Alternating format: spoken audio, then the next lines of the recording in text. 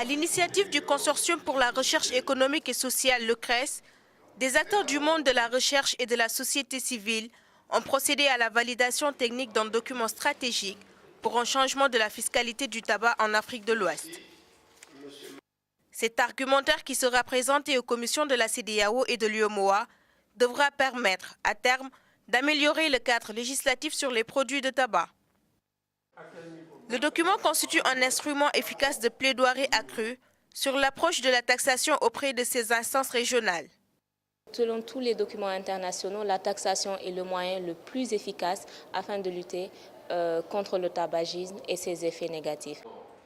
D'importantes propositions ont été avancées à cet effet. Elles ont permis à l'UEMOA de faire l'état des lieux de cette réglementation. Selon les acteurs, elle constitue le seul instrument pour convaincre les États à définir les politiques de taxation en vue d'adopter de nouvelles directives sur la fiscalité du tabac.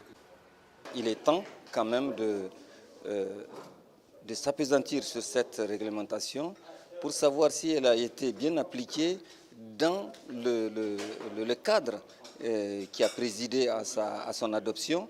Si oui, quels résultats avons-nous atteints et s'il y a lieu de la modifier, de la redynamiser pour atteindre des objectifs qui restent constants.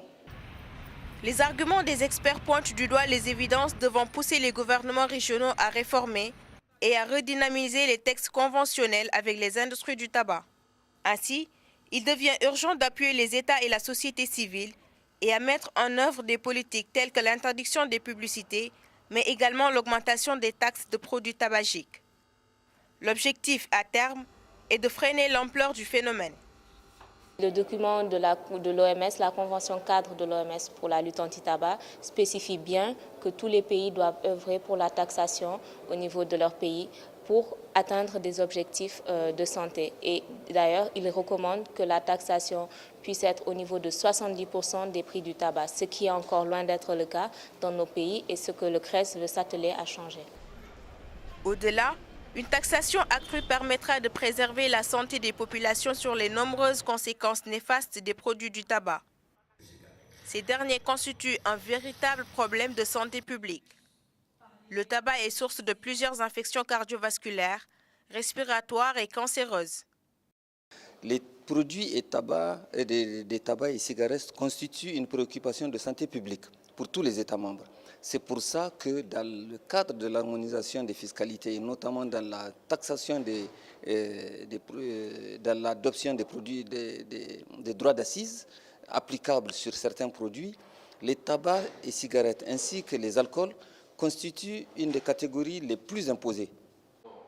Cette rencontre a réuni plusieurs activistes de la lutte anti-tabac, des responsables du ministère de la Santé, de l'économie et des finances, de la commission de l'OMS, de la CEDEAO et de l'UEMOA. Dans le cadre de la première phase du projet régional de recherche sur la taxation des produits du tabac en Afrique de l'Ouest, le CRES a réalisé toutes les activités planifiées. En partenariat avec le Centre de recherche pour le développement international et la CEDEAO, ces actions portent notamment sur l'établissement de 15 trophies pays.